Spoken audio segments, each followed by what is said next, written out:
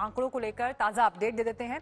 स्वास्थ्य मंत्रालय द्वारा रिलीज किए गए जो नए आंकड़े हैं वो कहते हैं कि कुल मामले 6 लाख के पार चले गए हैं। जो आप इस वक्त इस तस्वीर में भी देख रहे हैं, 6,04,641 देश भर में आंकड़े हो चुके हैं, जबकि 3,59,000 के करीब लोग स्वस्थ भी हुए हैं। 17,834 लोगों की देश के अलग अलग हिस्सों में कोरोना की वजह से अब तक मौत हो चुकी है। पिछले 24 घंटों पर अगर आप नजर डालें तो पिछले 24 घंटे में 19,148 नए केसेस सामने आए, तो 11,881 लोग स्वस्थ भी हुए हैं। 434 लोगों की मौत पिछले 24 घंटों में रिपोर्ट हुई है। और आपको अब ये राज्यवार स्थिति भी हम एक बार दिखा देते हैं। महाराष्ट्र सबसे ज्यादा प्रभावित राज्य, वहां पर कुल मामले 1,80,000 के पार जा चुके हैं। हालांकि 93,000 लोग वहां पर स्वस्थ भी हुए हैं। 8,053 लोगों की अब तक वहां पर मौत हुई है। बीते 24 घंटे में महाराष्ट्र में 5,000 के करीब मामले बढ़े हैं। दिल्ली की तस्वीर अगर आप देखें, 89,000 के पार जा चुके हैं कुल आंकड़े। 2,803 लोगों की मौत दिल्ली में हुई है। गुजरात की तस्वीर देखिए, 33,000 के पार कुल मामले गुजरात में अब तक रिपोर्ट हुए हैं, जबकि 24,000 लोग स्वस्थ हुए हैं। 1,867 लोगों की गुजरात में मौत हुई है। उत्तर प्रदेश में 24,000 केसेस कोरोना संक्रमण के रिपोर्ट हुए हैं। 718 लोगों की मौत हुई है, जबकि 16,629 लोग कोरोना को मात देकर अपने घरों को लौट चुके हैं। राजस्थान, जहां पर कुल मामले 18,312 हैं, तो वहीं ठीक होने वालों की संख्या 14,574 है, जबकि 421 लोगों की मौत हुई है। मध्य प्रदेश की तस्वीर देखिए, 13,861 कुल मामले, लेकिन इस बीच 10,000 से ज्यादा लोग ठीक भी हुए हैं। 581 लोगों की मौत अब तक मध्य प्रदेश में कोरोना संक्रमण की वजह से हुई है। तो ये राज्यवार स्थिति हमने आपको कोरोना को लेकर दिखाई, लेकिन देश में जिस तरह से आंकड़े 6 लाख के पार पहुंचे हैं वो हमने आपको दिखाया, लेकिन ये रफ्तार कैसे बढ़ी है अब जरा उस पर एक नजर डालिए। पहले 1 लाख केस 119 दिन में हुए थे, 2 लाख केस 15 दिन में बढ़ गए। ये देखिए, ये फासला कितनी तेजी से घटा है। 2 से 3 लाख केसेस महज 10 दिन के अंदर हुए हैं, और 3 से 4 लाख केस सिर्फ 8 दिन में। 4 से 5 लाख केस 6 दिन में, और 5 से 6 लाख केसेस पहुंचे हैं 5 दिन के भीतर। कोरोना की ये रफ्तार ये बताती है कि इस वायरस के फैलने की रफ्तार आंकड़ों में जो दिखाई दे रही है, और यही वजह है कि देश में 6 लाख से ज्यादा केसेस अब तक हो चुके हैं। तो तस्वीर हम आपको 18 मई से लेकर 1 जुलाई तक की दिखा रहे हैं कि किस तरह से केसेस बढ़े हैं और कैसे दिनों का ये आंकड़ा लगातार घटता गया है। बात अब कर लेते हैं देश की राजधानी दिल्ली की। कोरोना के केसेस यहां भी लगातार बढ़े हैं। 24 घंटे में कोरोना के 2,000 से ज्यादा केसेस सामने आए हैं। दिल्ली में कोरोना से अब तक 2,800 से ज्यादा लोगों की मौत हो चुकी है। कल दिल्ली के मुख्यमंत्री अरविंद केजरीवाल ने कहा था कि दिल्ली में अब कोरोना कम हो रहा है, लोगों के ठीक होने की दर बढ़ गई है। ये हम सब लोगों की, आप लोगों की, हम सब लोगों की, सारे दिल्ली वासियों की मेहनत का नतीजा है। डॉक्टर्स की, नर्सेस की, सारे समाज की मेहनत का नतीजा है कि हमने फिलहाल स्थिति को कंट्रोल कर लिया। 60,000 केस की उम्मीद थी, एक्टिव केस की। इस टाइम 60,000 पेशेंट्स होंगे, उसके मुकाबले आज दिल्ली में 26,000 पेशेंट हैं। सबसे बड़ी चीज़ ये है कि जब से गृह मंत्री जी ने अपनी इंटरवेंशन करी है दिल्ली में, तब से चाहे आप 10,000 बेड जो आईटीबीपी ने बनाए हैं वो देख लीजिए, या फिर आप रेलवे में जो है आपको बेड देखने को मिल रहे हैं कि बेड्स की जिस तरीके से संख्या बढ़ी है, तो इससे पता चलता है कि अगर दिल्ली सरकार ने कुछ किया होता 4 महीने में, क्योंकि उनको 4 महीने मिले थे, और आज दिल्ली सरकार की सबसे बड़ी अगर उनकी कोई अचीवमेंट है तो वो दिल्ली को सबसे आगे लेके जा चुके हैं केसेस में, महाराष्ट्र से भी आगे। तो जब से गृह मंत्री जी ने इंटरफेयर किया है उसके बाद से सारी चीज़ें बेहतर होनी शुरू हो गई। हमने सुझाव भी दिए थे कि आपको 2 महीने पहले भी कि आपको प्राइवेट हॉस्पिटल्स में कैपिंग करनी चाहिए इलाज के ऊपर, जिससे गरीब आदमी प्राइवेट हॉस्पिटल्स में जाके इलाज करा सके। तो इस तरीके का सीएम मतलब इस टाइम पे भी अगर इस तरीके के झूठ बोलेंगे तो इससे पता चलेगा कि दिल्ली की क्या हालत कर दी है आज आपने। तो गौतम गंभीर यहां पर सीधे सीधे मुख्यमंत्री अरविंद केजरीवाल पर आरोप लगाते हुए कि कोरोना को जिस तरह से डील करना चाहिए था दिल्ली सरकार उसमें विफल रही। जब गृह मंत्रालय ने इसमें इंटरवीन किया, खुद गृह मंत्री अमित शाह मैदान में उतरे, तब जाकर कुछ व्यवस्थाएं दिल्ली में नए सिरे से खड़ी की जा सकी। हमारे साथ और जानकारी के साथ इस वक्त आशुतोष मिश्रा जुड़ गए हैं। आशुतोष, जो हमने ये अभी बयान सुनाया, चाहे गौतम गंभीर जिस तरह से मुख्यमंत्री पर आरोप लगा रहे हैं, कल मुख्यमंत्री ने प्रेस कॉन्फ्रेंस में कहा कि दिल्ली अपना वर्स्ट देख चुकी है, अब मामले कम ही होंगे, लेकिन किस आधार पर मुख्यमंत्री ये कह रहे हैं? और असल में अगर बीते 24 घंटे के आंकड़े में भी देखें तो 2000 केसेस तो पिछले 24 घंटे में भी बढ़े हैं। कहां दिल्ली आज की तारीख में खड़ी है अभी? दरअसल पिछले 6 से 7 दिनों से मीनाक्षी एक डिक्लाइनिंग ट्रेंड दिख रहा है, और ये डिक्लाइनिंग ट्रेंड जो हेल्थ बुलेटिन आता है उससे पता चलता है, क्योंकि यही आंकड़े 3500 4000 तक पार कर चुके थे। जो डेथ रेट था वो भी 70-80 के ऊपर जा रहा था, वो आंकड़े 60 से 65 पर सिमट रहे हैं। साथ ही पिछले कुछ दिनों में 6-7 दिनों में देखा जा रहा है कि केस कल जैसे 2400 तक पहुंचे हैं। रिकवरी रेट जो है वो बहुत ज्यादा बढ़ी है। इसको ऐसे देखें कि पहले 100 में से अगर 31 के 100 टेस्ट होते थे तो 31 पॉजिटिव आते थे, अब 100 टेस्ट में से सिर्फ 13 आ रहे हैं। तो पॉजिटिव केस जिस रफ्तार से बढ़ रहे थे उसमें कमी आ रही है, बावजूद उसके कि दिल्ली में जो टेस्टिंग है वो कई गुना ज्यादा बढ़ गई है। ज्यादा टेस्टिंग के बावजूद उस औसत में केस कम है, पॉजिटिव जो केस है उनकी संख्या में कमी आना, साथ ही अस्पतालों में जो बेड की ऑक्यूपेंसी हो रही थी उस रफ्तार में कमी आ रही है। 2000 केस से भी ज्यादा अगर हर दिन आते हैं, जाहिर है ये राहत की बात तो नहीं है, लेकिन पिछले दिनों जो तस्वीर थी कम से कम उस मुकाबले ये उम्मीद की जा सकती है कि आने वाला समय दिल्ली के लिए राहत लेकर आएगा। चलिए आशुतोष, जो बात आप कह रहे हैं हम भी यही उम्मीद कर रहे हैं कि देश की राजधानी जो कि अब महाराष्ट्र के बाद दूसरे नंबर पर आ गई है, कम से कम उसे जरूर यहाँ पर राहत मिले। शुक्रिया आशुतोष आपका इस जानकारी के लिए। लेकिन दिल्ली में देखिए कोरोना के केसेस जिस तरह से बढ़े हैं, वो एक तरफ सियासत की तस्वीर भी हमने आपको दिखाई कि कैसे आरोप प्रत्यारोप हो रहे हैं, लेकिन इस बीच एक और बड़ी खबर दिल्ली में चल रही है, क्योंकि सरकारी बंगला जो प्रियंका गांधी को साल 1997 से आवंटित हुआ था, वो बंगला अब प्रियंका गांधी को खाली करना होगा। केंद्रीय आवास मंत्रालय ने नोटिस देकर प्रियंका गांधी वाड्रा को 1 अगस्त तक दिल्ली का सरकारी बंगला खाली करने के लिए कहा है। नोटिस के मुताबिक एसपीजी सुरक्षा हटने के बाद प्रियंका अब इस बंगले की हकदार नहीं रह गई हैं। इस पर कांग्रेस का कहना है कि मोदी सरकार गांधी परिवार से निजी दुश्मनी बुना रही है।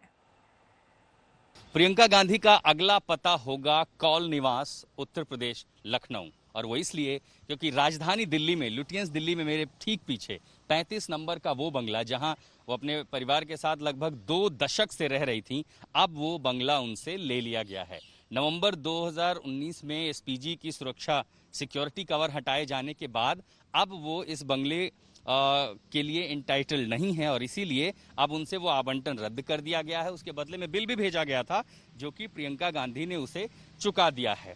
इसके बाद अब वो उत्तर प्रदेश शिफ्ट होंगी अपनी दादी के, मामी के घर पे, जहां पर जवाहरलाल नेहरू की यादें हैं, जहां पर इंदिरा गांधी की यादें, और उन यादों के साथ साथ उत्तर प्रदेश की चुनावी कमान जो प्रियंका गांधी ने संभाली है, लगातार योगी आदित्यनाथ पर हमलावर हैं, बीजेपी पर हमलावर हैं, यूपी सरकार पर हमलावर हैं, और इसीलिए अब उनका अगला ठिकाना लखनऊ होगा। हालांकि कांग्रेस इसे बदले की भावना करार दे रही है। राजस्थान के मुख्यमंत्री, पंजाब के मुख्यमंत्री ने केंद्र सरकार से यह भी गुहार लगाई है कि वो इस फैसले पर दोबारा विचार करें, क्योंकि अभी भी थ्रेट परसेप्शन है। प्रियंका गांधी की जान को उतना ही खतरा है, क्योंकि पहले ही उसी परिवार के साथ इतिहास में ये ऐसी घटनाएं हो चुकी हैं। लेकिन 1 अगस्त तक का समय दिया गया है उन्हें यह बंगला खाली करने के लिए, और कांग्रेस सूत्रों द्वारा यह बताया जा रहा है कि उससे पहले ही प्रियंका गांधी ये बंगला खाली कर देंगी। जाहिर है अब अगर उन्हें उत्तर प्रदेश की राजनीति में फुल टाइम पैर जमाना है तो दिल्ली से लखनऊ जाना ही होगा, और इसीलिए तैयारियां शुरू कर दी गई हैं।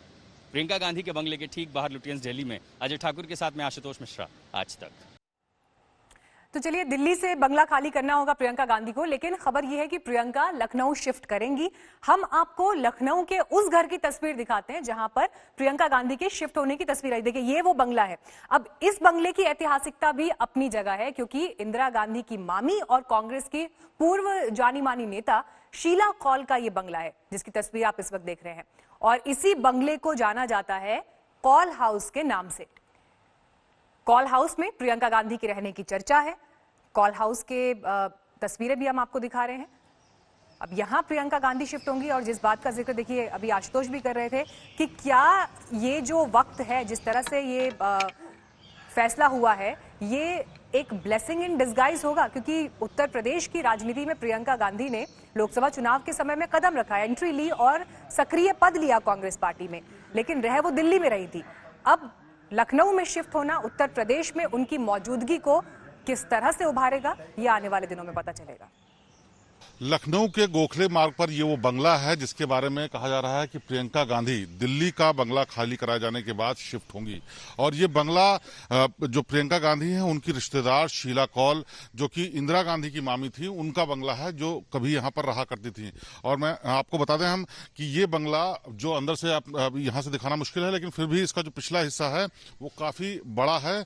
और जानकारी के मुताबिक इस बंगले का आकार इतना बड़ा है जितना बड़ा दिल्ली में प्रियंका गांधी को बंगला दिया गया था उससे 3-4 गुना बड़ा है। और ये बहुत पुश्तैनी और पुराना बंगला है जिसमें अब प्रियंका गांधी आएंगी। और ये फैसला हालांकि प्रियंका गांधी ने पहले ही 2019 में कर लिया था, लेकिन तब से रिनोवेशन का काम चल रहा था, फिर लॉकडाउन और कोरोना की वजह से शिफ्ट नहीं हुई।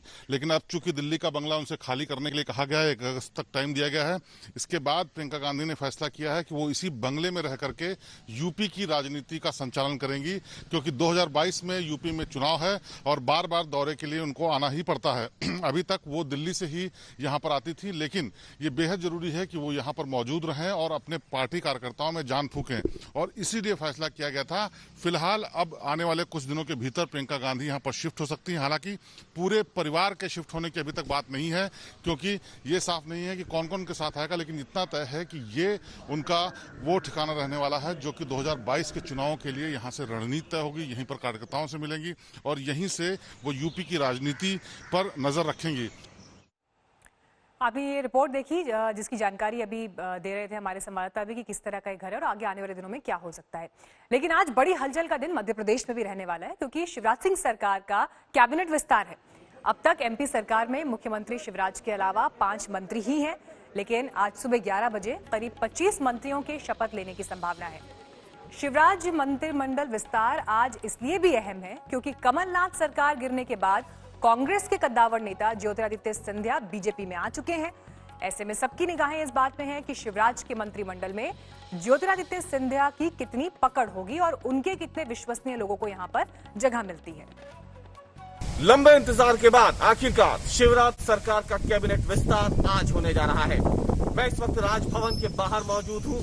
राजभवन में सुबह 11 बजे शपथ ग्रहण का कार्यक्रम आज रखा गया है, जिसमें तकरीबन माना जा रहा है कि 25 से 26 मंत्रियों का शपथ ग्रहण समारोह आज हो सकता है। और राजभवन के बाहर की जो तस्वीरें हैं ये इसलिए क्योंकि यहीं से होकर के तमाम जो नए मंत्री और इसके साथ ही मुख्यमंत्री और भाजपा के जो तमाम आला नेता हैं, जिसमें अब ज्योतिरादित्य सिंधिया भी शामिल हैं, वो सभी लोग राजभवन में इसी गेट से अंदर जाएंगे और यहाँ जाकर के अंदर जो हॉल है वहाँ पे शपथ ग्रहण समारोह होगा। एक दिन पहले ही आनंदीबेन पटेल का शपथ ग्रहण समारोह हो चुका है और उसके बाद आज आनंदीबेन पटेल शपथ दिलाएंगी नए जो मंत्री हैं शिवराज सरकार के उन्हें। फिलहाल सूची जो है वो अभी राजभवन नहीं पहुंची है, लेकिन माना जा रहा है कि 25 ऐसे नाम हैं जिन्हें आज शपथ लेनी है। और ये जो शपथ ग्रहण है ये इस लिहाज से बेहद ज्यादा खास हो जाता है क्योंकि सिंधिया समर्थक वो तमाम नेता जो इस्तीफा देके कांग्रेस से भाजपा में आए हैं, उनमें से कईयों को इस कैबिनेट में आज जगह मिलना है। और ऐसे में भाजपा के सामने चुनौती थी अपने कई नेताओं का पत्ता काटने की। देखना यह है कि ये जो अब बैलेंस बनाया गया है सिंधिया समर्थकों और भाजपा नेताओं के बीच, इनमें से कौन बाजी मारता है, किसको सिंधिया समर्थकों को या फिर भाजपा को ज्यादा जगह मिलती है शिवराज सरकार के इस नए कैबिनेट में। लेकिन इतना जरूर तय है कि आज जो शपथ ग्रहण हो रहा है वो कहीं ना कहीं मध्य प्रदेश में आगामी जो 24 सीटों पर विधानसभा उपचुनाव होने हैं उसे ध्यान में रखकर जरूर किया गया होगा। रवीश पाल सिंह, भोपाल, आज तक। कोरोना के संकट काल में प्रधानमंत्री के चुनाव क्षेत्र बनारस के मठ, साधु और पंडे सबसे बुरे दौर से गुजर रहे हैं। पिछले 3 महीने से मठ मंदिर बंद हैं और जो खुले हैं उनका हाल बेहाल है।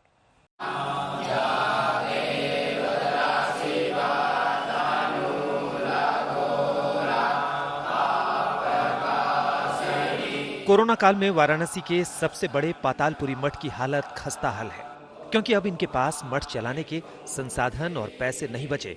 कोरोना के इस दौर में अब संसाधन कम हो गए। 40 से ज्यादा बच्चे अपने घर लौटने को मजबूर हैं।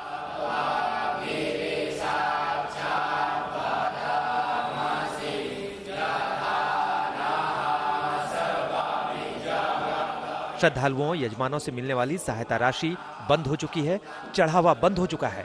मंदिरों के दान पात्र खाली हैं। ऐसे में अब पूजा पाठ से लेकर संस्कृत की पढ़ाई तक सब कुछ मुश्किल हो गया है। वाराणसी के मठ और मंदिर जबरदस्त तंगी से गुजर रहे हैं। ज्यादातर मठों में हालांकि बटुक यानी कि संस्कृत पढ़ने वाले छात्र और सन्यासी तो दिखते हैं, लेकिन अब इन मठों के पास इतने पैसे और साधन नहीं बचे हैं कि वो इसे आगे चला सकें। ज्यादातर बच्चे अपने घरों को जा चुके हैं। वजह सिर्फ ये है कि कोरोना काल में न तो चंदा मिल रहा है और ना ही कोई चढ़ावा, और तो और जहां से इन्हें पैसे मिलते थे, जो चढ़ावा आता था, वो सब कुछ इस वक्त बंद है और आने वाले कई महीनों तक यही हालात रहने हैं। ऐसे में इन मठों और मंदिरों का गुजारा चलना अब मुश्किल होता जा रहा है। पातालपुरी मठ के संचालकों की माने तो आने वाले कई महीनों तक मठ और मंदिर अपने पैरों पर खड़े नहीं हो सकेंगे। भगत जगत आते थे, उनसे जो चढ़ोतरी होती थी, कुछ आता, वो भी आना जाना बंद है। इसके बाद जो कथाएं होती थी, कथाओं के माध्यम से जो मिलता था, वो भी आए इस समय ठप है। ऐसी स्थिति में इन ब्राह्मणों की, इन बटकों की जो रोजी रोटी है, उस चलाना मठाधीश के लिए, महंत के लिए बहुत कठिन स्थिति आ गई। गंगा किनारे की ये मौजूद वीरानगी बरबस ही आपका ध्यान खींच लेती है। वो दशाश्वमेध घाट, कभी सोचा नहीं था जिस घाट पर भारतीय संस्कृति हमेशा से आबाद दिखाई देती थी, वहां मरघट जैसी वीरानगी कैसे छाई हुई है। किसी प्रकार का यात्री का आवागमन यहाँ पे बंद है, जिसके कारण यहाँ के जो पंडे पुजारी हैं घाट पे करने वाले, जिनका प्रतिदिन का जीविका यहाँ यहीं से चलने वाला था, उस पे बहुत खास ही प्रभाव पड़ा है। दशाश्वमेध घाट की आरती की अब वो भव्यता नहीं दिखती। कोरोना के इस काल में सिर्फ सांकेतिक आरती हो रही है। बनारस में दशाश्वमेध घाट की आरती विश्व प्रसिद्ध आरती है, जहां लोग दुनिया भर से इसे देखने आते हैं। लेकिन कोरोना के इस दौर में आप देखिए, सिर्फ और सिर्फ एक ब्राह्मण के द्वारा ये आरती की जा रही है और एक आरती इसे कहा जा रहा है, जबकि 7, 11 या 21 लोग यहाँ पर इस आरती को करने के लिए जुटते हैं और बाकायदा पूरे जो परंपरागत तरीके से इस आरती को की जाती है। लेकिन आज लोग, गिने चुने लोग यहाँ दिखाई देंगे जो इस आरती को देखने पहुंचे हैं। अनलॉक 1 में बाबा विश्वनाथ का मंदिर खुला है, लेकिन श्रद्धालु यहाँ नहीं के बराबर है। सिर्फ 5 लोगों को एक बार में दर्शन की इजाजत है। देश विदेश से आने वाले श्रद्धालु इस वक्त वाराणसी नहीं आ रहे। संकट मोचन और काल भैरव मंदिर अभी तक बंद है। ऐसे में प्रधानमंत्री मोदी का यह क्षेत्र कब अनलॉक होगा, इस पर सबकी नजरें टिकी हैं। नीरज कुमार और रोशन जायसवाल के साथ कुमार अभिषेक, वाराणसी, आज तक। चीन से तनातनी के बीच रक्षा मंत्री राजनाथ सिंह कल लद्दाख जा रहे हैं। लद्दाख में वो सेना की तैयारियों का जायजा लेंगे। उनके साथ आर्मी चीफ भी इस दौरान मौजूद होंगे। और इसी बीच सूत्रों से खबर यह है कि LAC पर चीन से बातचीत के दौरान गलवान जैसी झड़प न दोहराने पर सहमति बनी है दोनों देशों के बीच। 72 घंटे के लिए दोनों सेनाएं एक दूसरे पर निगरानी रखेंगी कि जिन बातों पर एक राय बनी है बैठक में, उसे जमीन पर उतारा जा सके। इसके अलावा भारत और चीन के बीच विदेश मंत्रालयों के अधिकारियों की बातचीत भी जल्द होने वाली है। चीन से तनाव तो जारी है, लेकिन साथ ही बातचीत का दौर भी चल रहा है।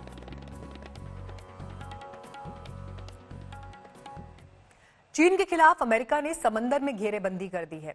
अपने खतरनाक जंगी जहाज थियोडोर रूजवेल्ट को वियतनाम रवाना कर दिया है। वहीं फिलीपींस के साथ उसके 2 जंगी जहाजों ने समंदर में युद्धाभ्यास भी किया। संकेत साफ है कि अगर चीन ने जुर्रत की तो उसका काम तमाम हो जाएगा।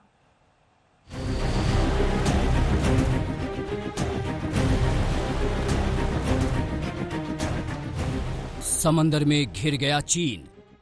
ड्रैगन को पानी पिलाने के लिए इंडो पैसिफिक क्षेत्र में अमेरिका ने कस दिया है शिकंजा। चीन को मजा चखाने के लिए अपने 3 जंगी जहाज को मोर्चे पर लगा दिया है। Theodore Roosevelt, Ronald Reagan, Nimitz worship.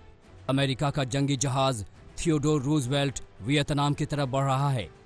वहीं दक्षिण चीन सागर में फिलीपींस के साथ अमेरिका ने रोनाल्ड रीगन और निमित्ज वॉरशिप के साथ साझा अभ्यास किया।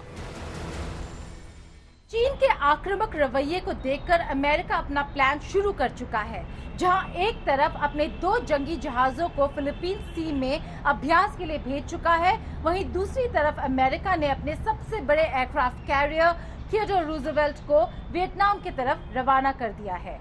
चीन का घेराव शुरू हो चुका है। तीनों वॉरशिप 1 लाख टन वजनी है। इन पर 60 लड़ाकू विमान तैनात होते हैं।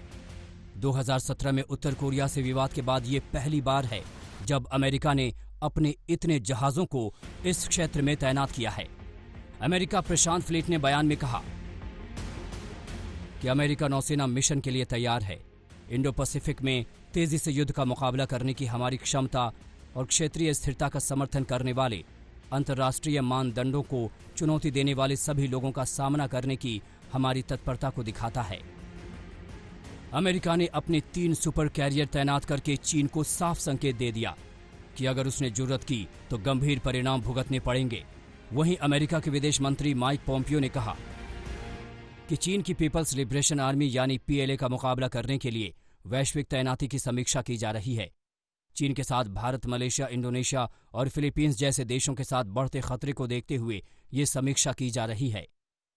आपको जान के हैरानी होगी कि हर एक एयरक्राफ्ट कैरियर में 60 हवाई जहाज आ सकते हैं, तो तकरीबन 180 हवाई जहाज डिप्लॉयड हैं और अमेरिका की 7 या 8 एयरक्राफ्ट कैरियर हैं, उसमें 3 एक टाइम डिप्लॉय होना पैसिफिक में चाइना के विरुद्ध एक तरीके से एक सिग्नल भेजता है चाइना को कि आप सुधर जाओ, वरना हम इन देशों को सपोर्ट करने के लिए तैयार हैं। हाल ही में वॉशिंगटन ने जर्मनी में अपने सैनिकों की संख्या 52,000 से घटाकर 25,000 करने का फैसला लिया था। चीन के साथ कई देशों की तनातनी के बीच इन सैनिकों को एशिया में तैनात करने का अमेरिका ने प्लान बनाया। I just talked about the threat from the Chinese Communist Party. So now threats to India, threats to Vietnam, threats to Malaysia, Indonesia, South China Sea challenges, the Philippines. We're going to make sure we're postured appropriately to counter the PLA.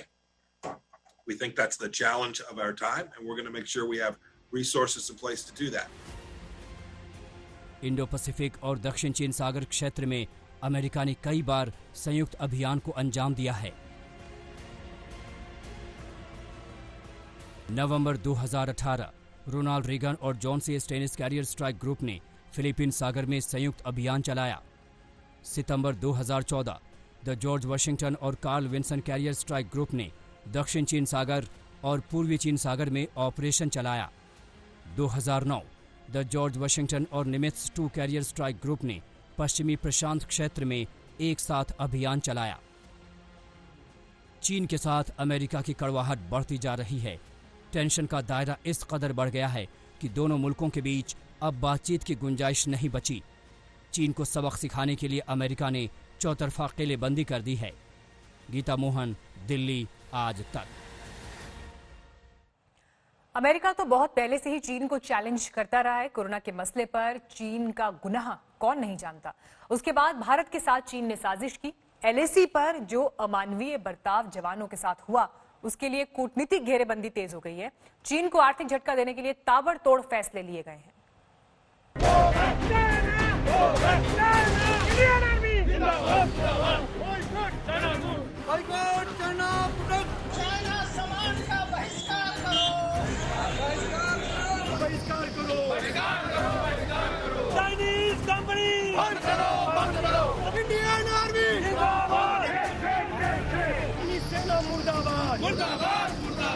हम आत्मनिर्भर भारत के लिए दिन रात एक करेंगे।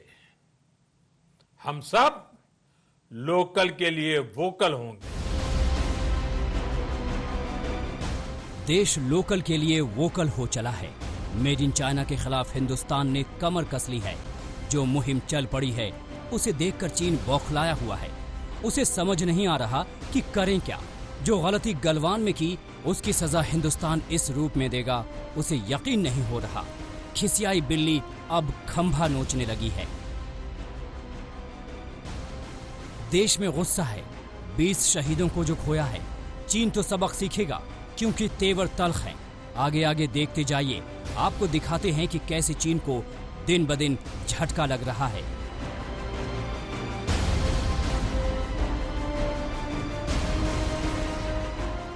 एक झटके में फैसला हुआ कि चाइनीज ऐप अब भारत में नहीं चलेंगे। सरकार ने प्रतिबंध लगाकर चीन को झटका दिया। प्रधानमंत्री मोदी ने भी नजीर पेश करने में देर नहीं की। उन्होंने फौरन वीवो ऐप पर अपना अकाउंट डिलीट करने का फैसला कर लिया।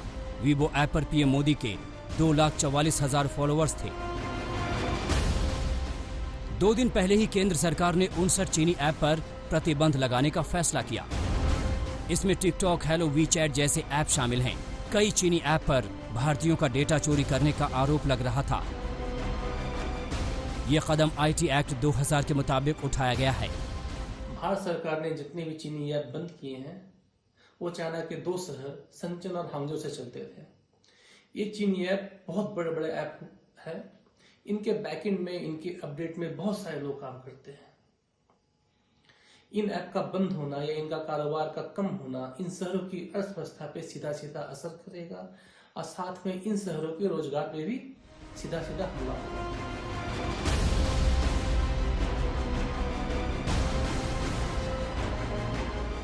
चीन को यह झटका सबसे नया है। जी हां, केंद्रीय मंत्री नितिन गडकरी ने ऐलान कर दिया कि किसी भी चीनी कंपनी को देश के किसी हाईवे प्रोजेक्ट में मौका नहीं मिलेगा। बात सिर्फ इतनी ही नहीं, अगर चीन की कोई कंपनी भारतीय कंपनी की साझेदार है तो उसे भी मौके से हाथ धोना पड़ेगा। इसका फरमान तो पहले ही जारी कर दिया गया था, अमल का इंतजार था, उस पर भी मुहर लग गई है। बीएसएनएल और एमटीएनएल ने अपना 4G टेंडर रद्द कर दिया। सरकार ने दोनों कंपनियों को चीनी सामान नहीं खरीदने के निर्देश दिए थे। चीन के खिलाफ गुस्से का असर व्यापक तौर पर हुआ है। कई राज्य सरकारें भी इस राह पर चल पड़ी हैं। कुछ दिन पहले रेलवे ने 471 करोड़ के सिग्नलिंग प्रोजेक्ट को रद्द करने का फैसला किया। महाराष्ट्र सरकार ने चीन से करीब 5,000 करोड़ की डील रद्द कर दी। हरियाणा ने भी चीन की कंपनियों का 780 करोड़ का ऑर्डर रद्द किया। यूपी सरकार भी फैसला ले चुकी है कि बिजली विभाग चीन के बिजली मीटर का इस्तेमाल नहीं करेगा। हिंदुस्तान ठोकर पर ठोकर दे रहा है तो दुनिया के दूसरे देश भी पीछे नहीं। चीन ने अपनी करनी से कई देशों को नाराज किया है और अब वही देश उसकी आर्थिक कमर पर चोट दे रहे हैं। अभी कुछ दिन पहले ही जर्मनी की एक जूता कंपनी ने लाखों डॉलर का कारोबार चीन से समेट लिया था और यूपी की एक कंपनी से तालमेल कर लिया। मतलब साफ है, अंतर्राष्ट्रीय मोर्चे पर भी चीन घुटने टेकेगा। चीन ने दुश्मन पाले हैं तो भारत ने दोस्त। रूस चीन को आईना दिखा चुका है। अमेरिका तो परंपरागत दुश्मनी निभा रहा है। ऑस्ट्रेलिया, जापान भी कमर कस चुके हैं। भारत ने जिस तरह से अपनी कूटनीति की बिसात बिछाई है, वहां शह मात के खेल में ड्रैगन की मात होनी पक्की है। दिल्ली से गीता मोहन और हिमांशु मिश्रा के साथ आज तक ब्यूरो। कोरोना वायरस की वजह से दुनिया में सबसे ज्यादा तबाही अमेरिका में मची और ये सिलसिला अब भी जारी है, जिसके बाद एक बार फिर चीन पर ट्रंप का गुस्सा फूटा है। अमेरिका शुरू से ही चीन पर दुनिया को गुमराह करने का आरोप लगाता रहा है, लेकिन चीन WHO के आड़ में अपने गुनाह को छुपाता रहा। ट्रेड वॉर के बीच वायरस की वजह से अमेरिका चीन में तनातनी बढ़ गई।